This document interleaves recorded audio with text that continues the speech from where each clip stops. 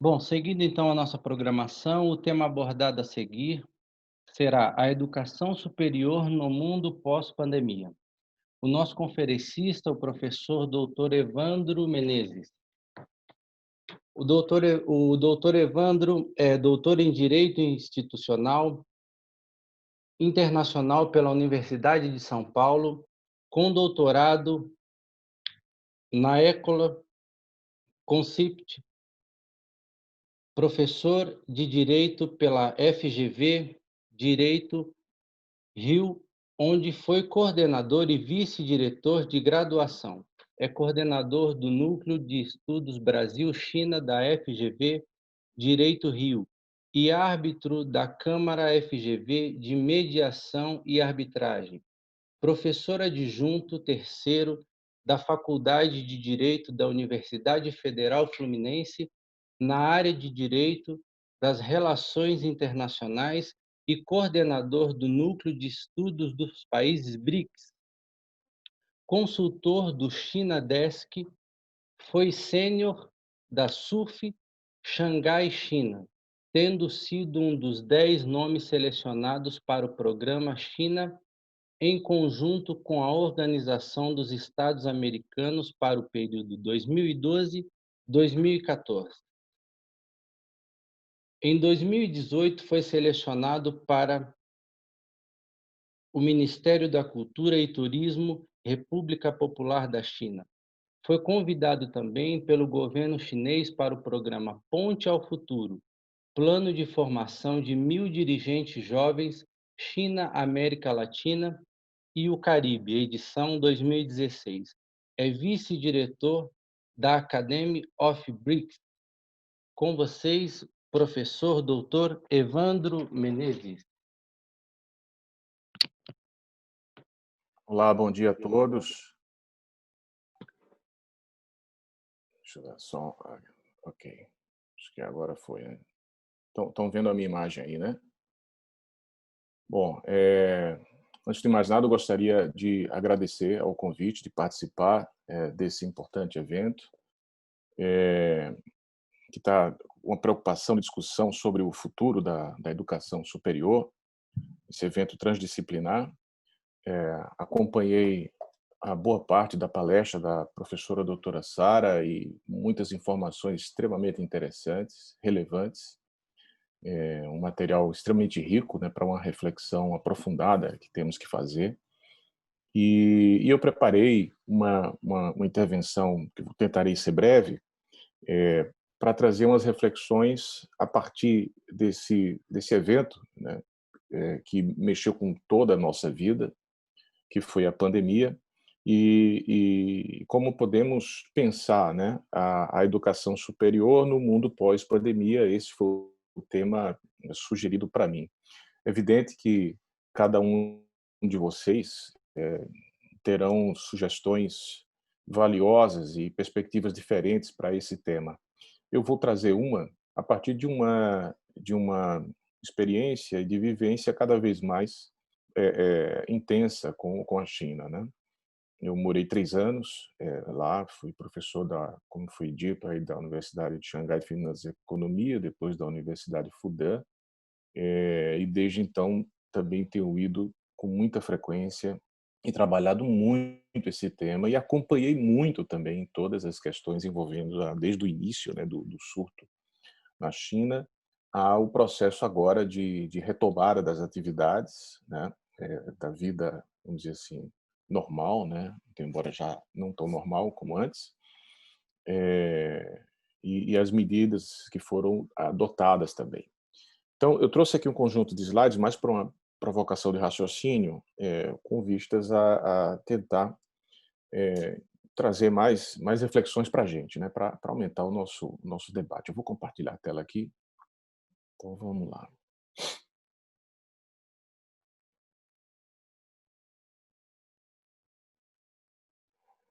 Então, esse aqui é o nosso tema, né, educação superior no mundo pós-pandemia. Bom, então, num primeiro momento, eu acho que esse evento, né, o surto epidêmico que se transforma numa pandemia, ele revela muito claramente como a nossa vida ela está conectada com fatos e territórios espalhados pelo mundo, né. Então, as circunstâncias locais são também determinadas pelos impactos das conexões globais que vivenciamos. Isso fica muito claro agora, né? Esse entrelaçamento, né, como se fala do local com o global, mas que muitas vezes, dentro das nossas premências cotidianas, dos nossos objetivos que estão ao nosso redor, eles são muitas vezes ignorados. Então, quem poderia imaginar que, aparentemente, né, um vírus no mercado de animais selvagens poderia gerar toda essa transformação no mundo inteiro, né? Ainda que seja por um período de tempo, a gente não sabe como será mesmo as transformações do pós-Covid, né? Várias hipóteses, né, que na verdade a pandemia teria acelerado um processo que já estava em curso, né? Outras hipóteses vão dizer que, né, que mudou um pouco esse processo que estava em curso e por aí vai. E eu falei a respeito da origem, né, desse vírus, né, aparentemente nesse mercado de animais selvagens, porque recentemente a agência F espanhola divulgou a notícia que a Universidade de Barcelona detectou, né, em pesquisa o vírus, o SARS-CoV-2, a COVID-19, em, em águas, acho que de esgoto, uma coisa assim. Isso vocês vão encontrar na internet no dia em março de 2019. Então isso também muda tudo, né? A busca das causas, né? Desse vírus, né? Então isso é uma questão que está em aberto também. Mas o fato é que esse é um evento imprevisto, e um evento imprevisto em função de um fato da natureza, né? Por que eu falo isso? Porque uma coisa foi, por exemplo, no início do século XX, por conta dos ataques terroristas às Torres Gêmeas, uma reação justificada dos Estados Unidos no combate ao terrorismo, mas que amplia uma agenda de segurança, né? Isso impacta o mundo inteiro, né? Como você tem agora esse conflito comercial Estados Unidos e China, isso impacta o mundo inteiro. No caso da pandemia, foi um evento totalmente inesperado, né? Independente, vamos dizer assim, alguma medida de ação humana, né? Até seja um pouco precisa colocar aspas aí, né? Porque é a própria ação humana também, né, na alteração aí da natureza que está levando a isso, né? Então, essa relação, né, entre a máquina ou essa modernidade, a tecnologia e a natureza, estamos nós. E como estamos nos desenvolvendo com ela. Isso tem a ver com todo o tema de educação, de ensino, de pesquisa, né? E é um aspecto chave, né, para pensar todas as áreas, né? Então a questão da pandemia ela levanta esse questionamento, né? Em que medida foi um evento da natureza ou uma consequência das ações humanas na natureza em virtude também das tecnologias, do uso da máquina, toda essa reflexão que envolve um debate sobre a ecologia do saber, a ecologia da produção, a ecologia do conhecimento. Só que, se temos aí o humano entre a máquina e a natureza, entre os humanos, cada vez mais, estamos tendo a máquina, que é um processo inevitável, né? E que, obviamente, como tudo, né, na vida, tem seu lado positivo, lado negativo, dependendo sempre do uso, né?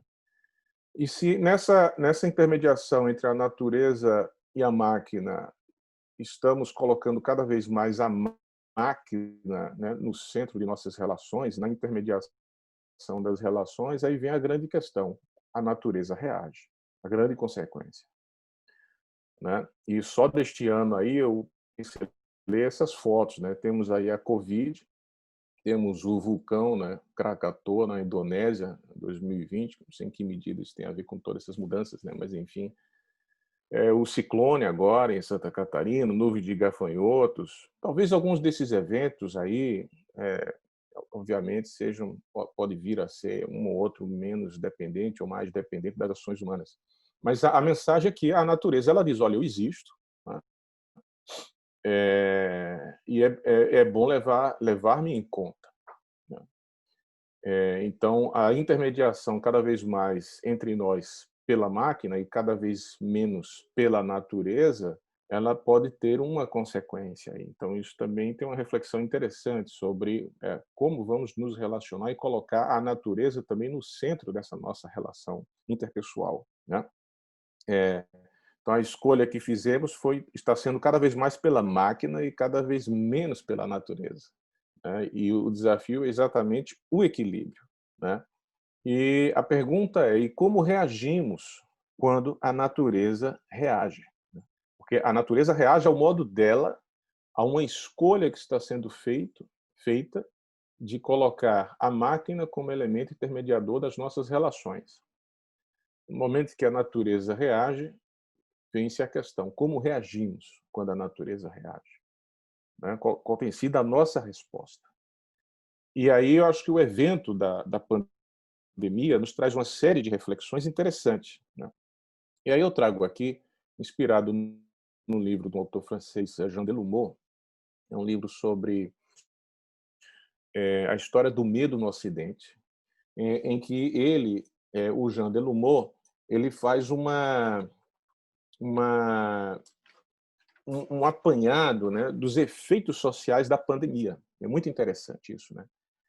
Ele são crônicas, né, relativas às pestes que existiram na história do mundo, onde ele aponta aí onde ele reconstitui minuciosamente os efeitos sociais da pandemia. Então, acho que o modo como estamos reagindo à pandemia responde um pouco como estamos reagindo quando a natureza reage.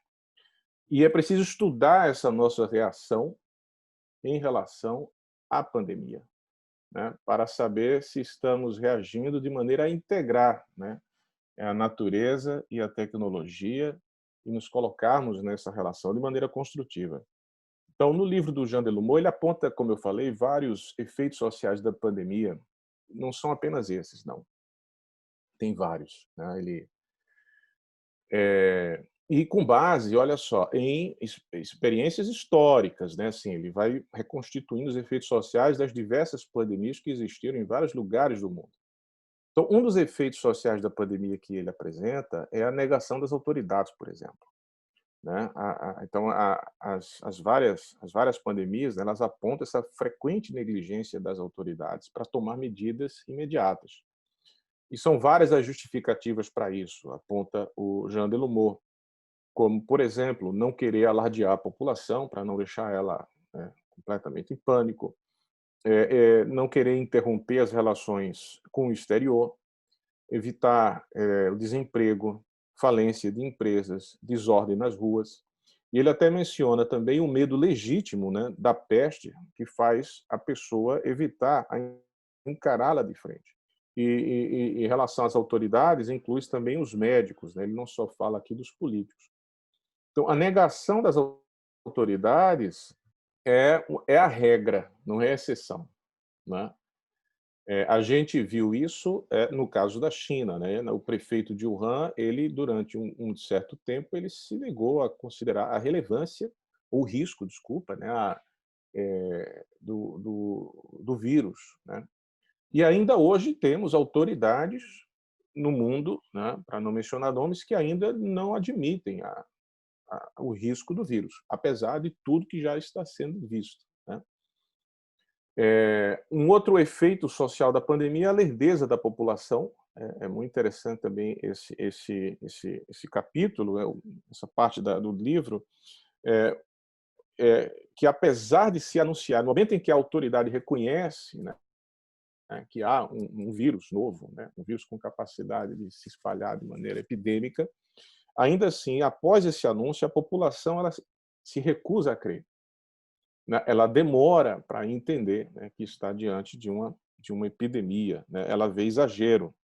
Às vezes apontam que isso é doença dos ricos, ou então vão dizer que é doença dos pobres. Acho que no caso do Zika, aqui no Brasil, tinha muita ideia de que isso é uma doença que atingindo mais a classe mais pobre. E no caso da Covid-19, no início era visto talvez como um vírus que atingia mais os ricos, que viajavam, traziam da Europa, né? Então, há uma lerdeza da população, né? Demora para cair a ficha, né? Quando cai a ficha, e aí vem um outro efeito social da pandemia, que é o pânico, o êxodo, né? E ele vai fazer uma reconstituição aí, exemplificar os vários casos, né? De algum, da história da humanidade, em que isso às vezes leva a população a ficar tão desesperada que quer fugir do local, né? Tem um capítulo do distanciamento social. Aliás, tem um que fala do começo do confinamento, né, como isso vai gerar um processo também de crescimento das angústias, né, individuais, por conta da ruptura com o cotidiano, que desestrutura, né, os elementos que construíam o nosso dia a dia, né, ao ver ruas desertas, comércio fechado, né, igrejas também fechadas. E nesse item do distanciamento social decorre do medo da contaminação, né, as pessoas começam a sair para comprar apenas o indispensável. É, Um outro efeito social seria a rejeição dos enfermos, né? Os mais próximos se afastam, médicos evitam tocar o menos possível o infectado, o tempo da solidão forçada também, né? Tem um impacto nisso aí.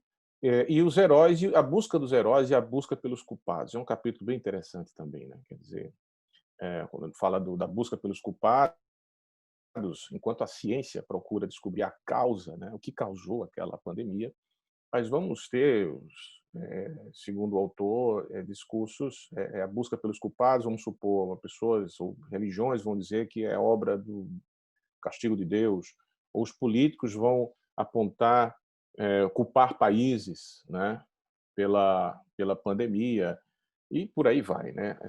Advogados, né, como ocorre aqui no Brasil, nos Estados Unidos, entram com ações, né, para responsabilizar ou o governo ou um outro país para poder, então, ele vê nisso uma oportunidade econômica, né?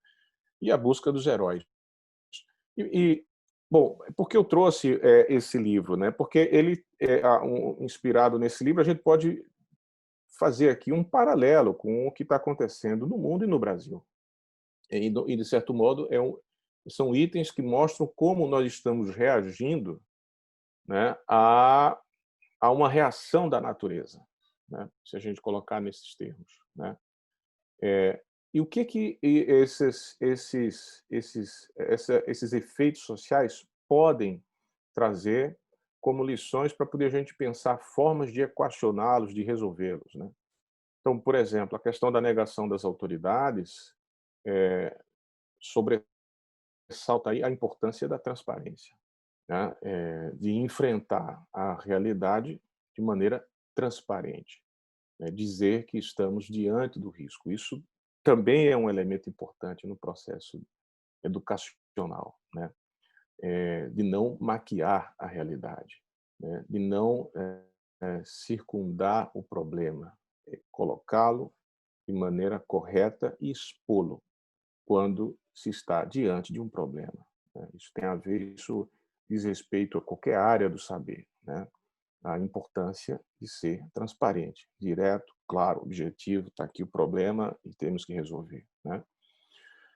Para a lerdeza da população, a necessidade de prover mais informação, e que não basta apenas anunciar que estamos diante de um problema, é preciso também trazer mais informações a respeito deste problema, né?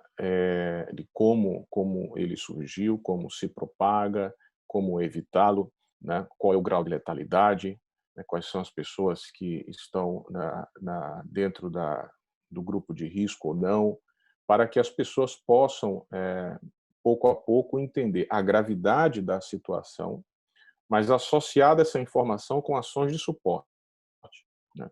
Para evitar também o pânico. Então, isso, estou fazendo aqui um paralelo, né, para a gente pensar, né, fazer aqui uma analogia do que pode vir a ser essa educação superior no mundo pós-pandemia, né, elementos que são importantes, né, para quando surgir essas urgências, como enfrentá-las, né, em vários campos da vida. A questão do distanciamento social, a construção de redes de apoio em todos os níveis, eu estou usando a expressão de apoio, mas a construção de redes, né, que inclusive tem uma parte do livro de Angelo Moura, ele fala, né, de como isso repercute, né, na ansiedade, na depressão, na angústia. aliás, ele quando escreveu o livro, a depressão não era tão uma doença tão tão expandida como é hoje, né? Então isso tem um componente importante, né, de manter o tecido social unido ali para o enfrentamento, né, o coeso, né, para o enfrentamento daquele problema. Construção de redes nesse sentido. E baseado também no espírito de solidariedade, né, que é um componente talvez que estava muito em falta, né, e que a gente começa a perceber a importância dele também, né. Estávamos talvez entrando num certo numa certa direção de uma intensa competitividade, até no plano da educação, né, no caso aí das instituições, dos alunos em busca de nota, de média, de CR, né, uma competição extremada pela produtividade, mas sem criar também mecanismos que valorizem também elementos de cooperação. Acho que esse é um ponto importante, né? Um ponto também importante como habilidade, né, social que deve ser cada vez mais valorizada, ou pelo menos estimulada.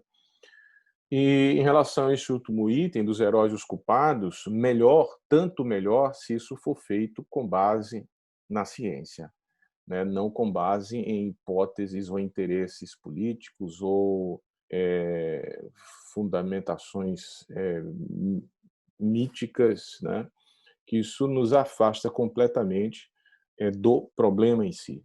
Então, a transparência, a informação, ações de suporte, construção de redes, né, a cooperação e a ciência são elementos que, de certo modo, se contribuiria, né, para evitar que esses efeitos sociais identificados pelo Jean Delumeau fossem muito expandidos, né. Então, como pensar, né, as nossas áreas de conhecimento e de saber de maneira que possamos ampliar transparência, informação, combinada com ações de suporte, construções de rede que intensificam essas interações, né, entre pessoas, a cooperação que faz com que as ações de suporte elas sejam amplificadas do ponto de vista de sua potencialidade e eficácia e orientadas todas também pela ciência.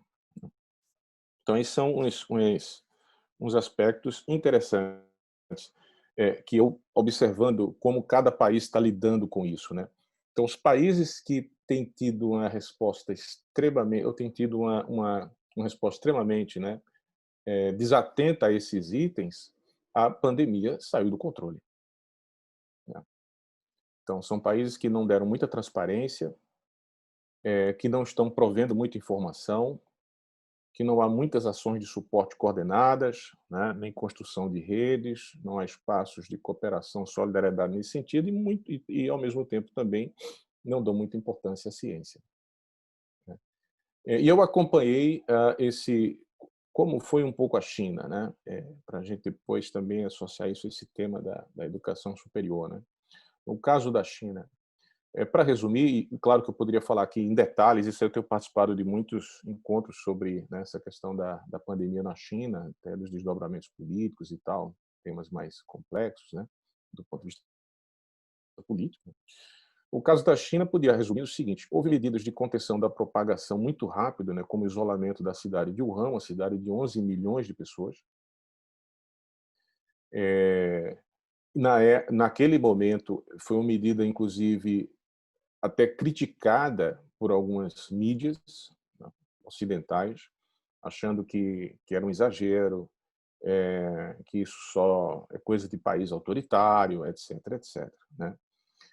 Quando o vírus chega no Brasil, no meu ponto de vista, havia um debate completamente exagerado, equivocado, que era o seguinte: ou fecha o Brasil inteiro ou abre o Brasil inteiro, né. E não foi o que aconteceu na China. A China isolou uma cidade, né, e alguns pontos da província de Hubei, que é onde está a cidade de Wuhan, que é a capital dessa província. Então, houve um monitoramento em função de localidades, né. Agora mesmo há pouco encontraram em Pequim, né, e aí eles fecharam 11, 14 bairros, né, e vão fazendo esse monitoramento. Acho que deveria ter sido o caso, né, do Brasil em termos de planejamento, né? Então você teve o início do sul de São Paulo, depois no Rio. Não havia necessidade em determinado momento de você fechar o Brasil inteiro, né? E também não deveria, né, não ter feito algum tipo de isolamento nas cidades onde o vírus tinha começado, né? Então, houve medidas de contenção da propagação, combinado com medidas para tratamento dos infectados, como a construção de um hospital em 10 dias. Depois eles construíram mais um segundo hospital. Aqui no Rio eram para ser 5, né? Uma coisa assim de campanha. Nenhum foi construído. E estão fechando os hospitais. Quer dizer, começaram a construir, já teve orçamento, ninguém sabe onde está esse orçamento, começaram a fechar os hospitais, quando a gente está numa fase agora de pico, né? E também eles convocaram equipes médicas do país, todo o país, né, para irem para o foco, né? Isso, de certo modo, é possível foi talvez mais fácil um país que tem um governo centralizado, no sentido de que não é uma federação, né? No Brasil nós somos uma federação, né? E tivemos que contar com a articulação dos governadores dos estados para poder eles, em alguma medida, cooperarem uns com os outros, né? Depois, a aprovação de legislação para proibição de comercialização e consumo de animais selvagens. É bem verdade que isso eles já fizeram quando houve aquele outro surto em 2003, né? E depois relaxaram na legislação. Enfim, então a gente não sabe se eles vão continuar sendo rígidos, muito embora dessa vez o prejuízo foi grande, né, do ponto de vista até de imagem, né, para a China. Responsabilização das autoridades e o uso massivo de tecnologia, Big Data, né, de identificação. Os policiais usam uns capacetes lá que identificam no universo de 200 pessoas quem está com a temperatura acima do normal, né? Isso é um exemplo, né? E aí uso de aplicativos. Eles começaram com isso a fazer um monitoramento inteligente da cidade. Então, bairros onde tem, por exemplo, maior índice de pessoas com febre, né, sintomas que seriam característicos da Covid, eles colocam a sinalização vermelha. Então, a pessoa que mora naquele bairro, naquele momento, não pode sair por 14 dias, né? E nem ninguém de outros bairros pode lá entrar.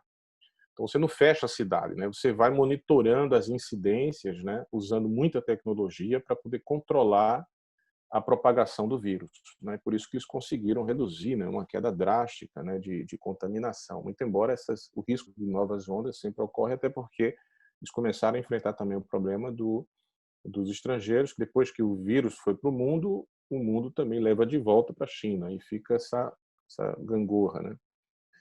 E, recentemente, várias medidas de retomada da vida social e da economia. Então, há vários materiais, vídeos, vocês vão ver como eles estão, por exemplo, adotando as medidas para a retomada das aulas, né? Mas eu queria salientar um aspecto importante que diz respeito à própria gestão, né, lá na China, que... Cadê aqui para compartilhar? Aqui. Que desde do final dos anos 70, década de 80, quando assume o Deng Xiaoping, depois que o Mao Tse-tung morreu, né, ele começa um processo de reforma e abertura da China. E é bom lembrar que a China ali, ela não tinha praticamente, as universidades estavam fechadas, as instituições destruídas, porque tinha passado a tal da Revolução Cultural, que foi um desastre para o país.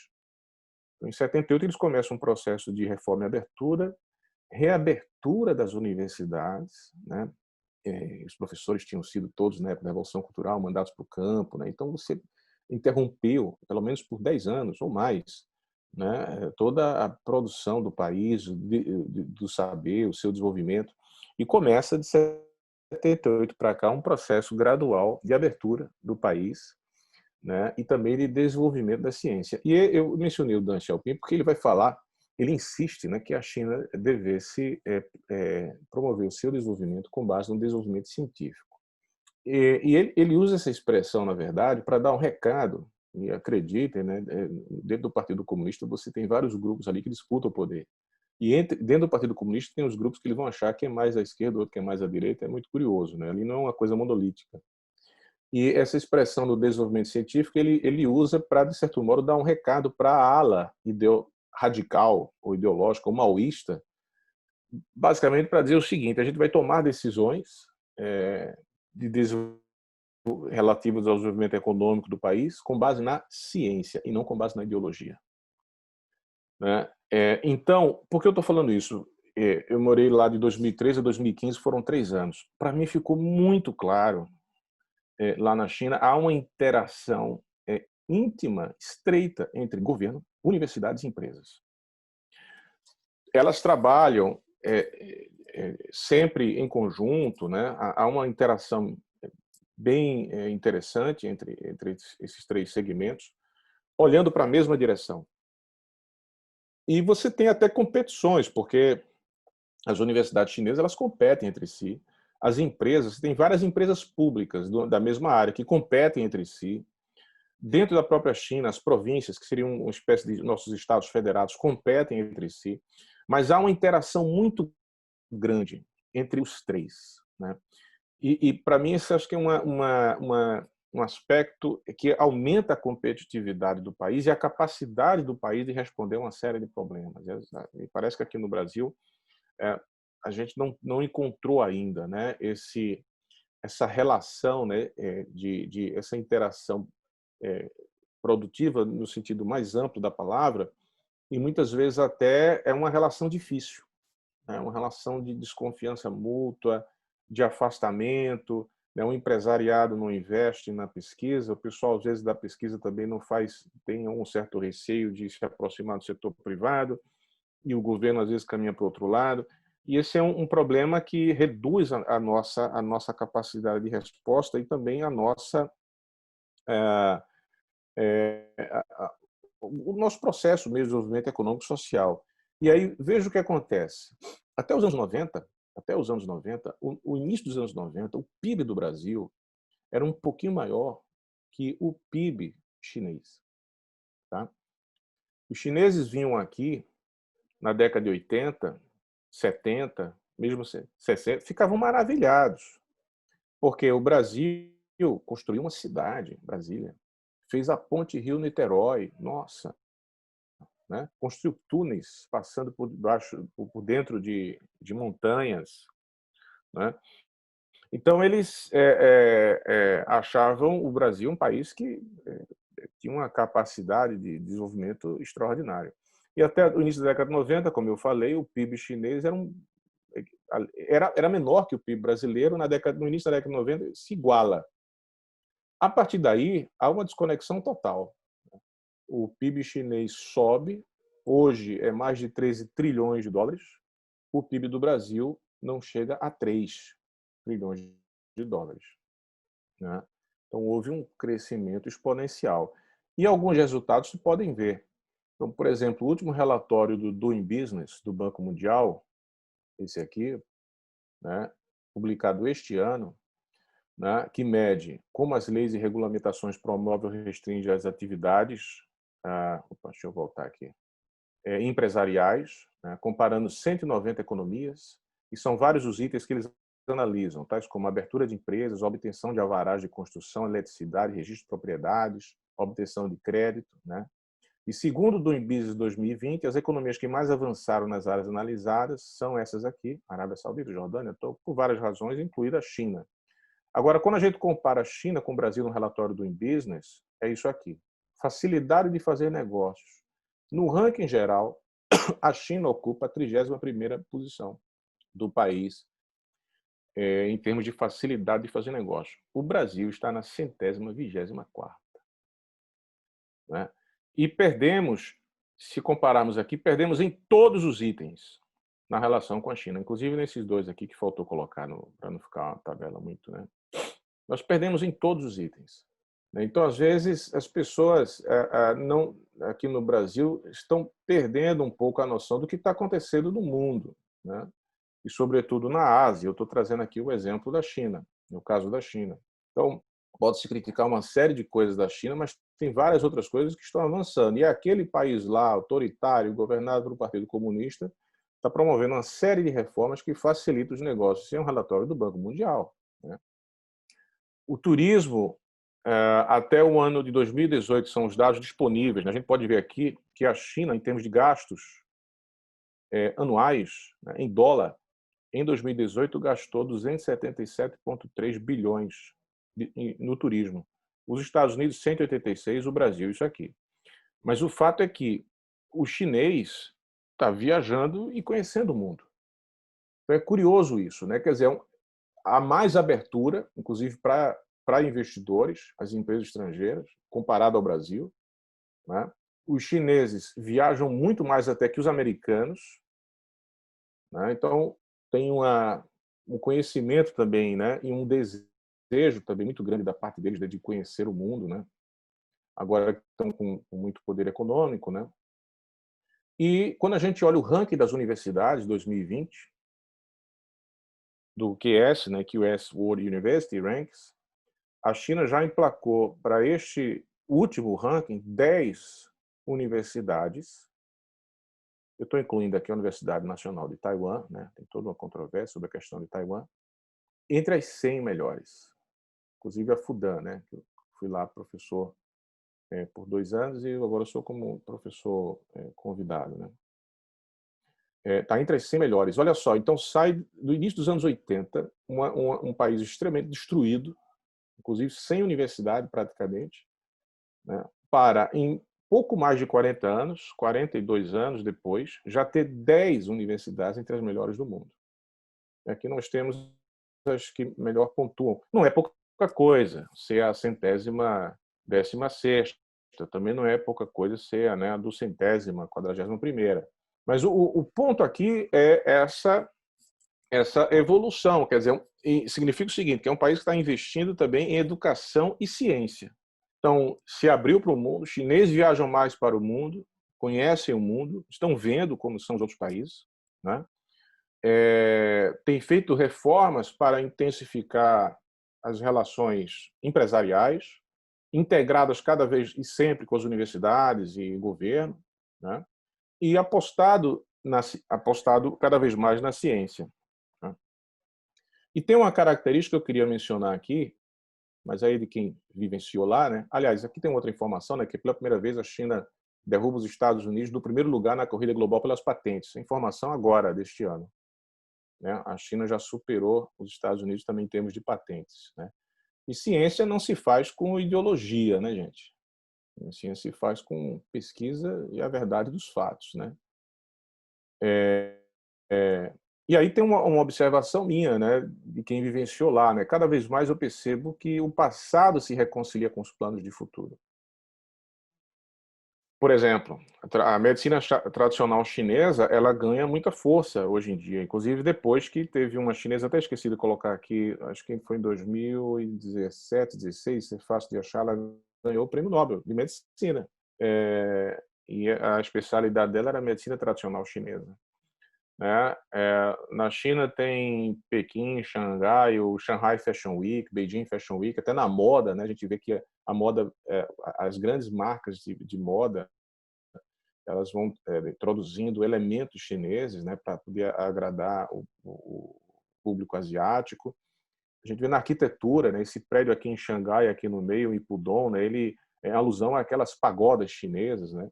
Então, até na arquitetura isso também está presente. Na música, inclusive, os jovens hoje começam a se interessar mais para tocar instrumentos tipicamente chineses, como o erhu, a pipa, o guqin. Então, há cada vez mais uma reconciliação. Acho que isso é um aspecto importante também, né? Essa reconciliação com o passado, né? Se situar na história, né? Trazer de volta, né, o que seriam os valores do país, da sua cultura, do seu povo, e projetar os planos de futuro com base nisso também. Acho que isso cabe uma reflexão em relação a nós, né? Por exemplo, nós temos um patrimônio extraordinário, que é a Amazônia, com toda a riqueza que se tem na região, não só natural, mas também humana, e tudo aquilo é ignorado por nós próprios, né? Basta dizer que a grande maioria das universidades brasileiras, as faculdades, né, centros universitários, não tem um olhar, né, um trabalho focado, voltado para aquela área, né? E estamos falando de uma região que é a nossa riqueza, né? Inclusive que nos projeta para o mundo. né? E, de certo modo, é como se a gente repercutisse um pouco aquela ideia de que os nativos aqui não têm importância, né? Quando ali está cheio de riqueza e conhecimento para a gente aprender e que nos reconciliaria com a natureza.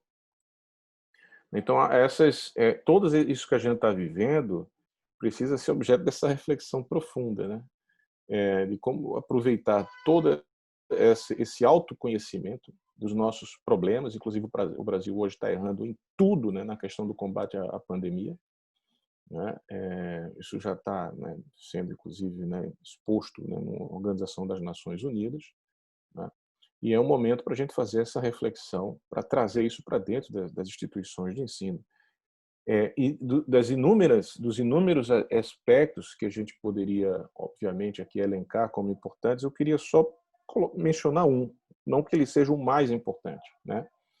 Mas seria bom se a gente prestasse mais atenção nisso aqui, que é planejamento, né? Que acho que esse é um diferencial importante de países que querem se desenvolver, né? Então, eu mencionei há pouco o caso do Rio.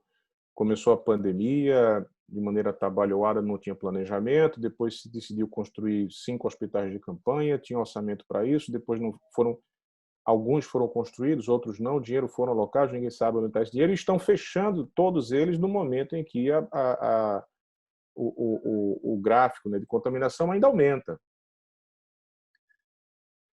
Isso é um desastre, né, para o nosso desenvolvimento, né? E essa questão do planejamento, ela remete o quê? A método, né? Acho que método é um componente, uma habilidade que precisa ser trabalhada no Brasil. Planejar, ter método para fazer as coisas com início, meio e fim, cumprir, entregar, né?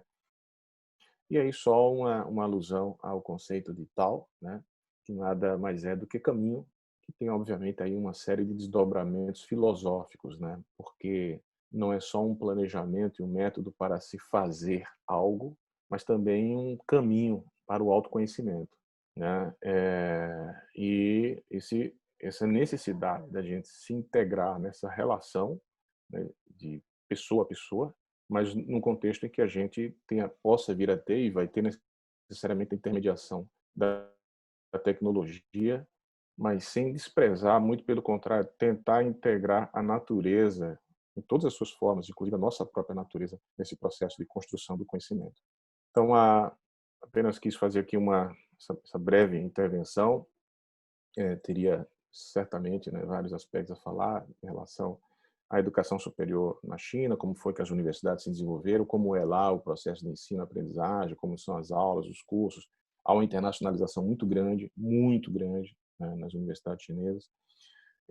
Trazer um pouco dessa experiência também, mas aí eu quis aproveitar uma oportunidade como essa para também ajudar um pouco nessa reflexão que todos nós estamos fazendo para encontrar caminhos para a educação superior nesse mundo pós-pandemia, que foi o tema proposto para a minha intervenção.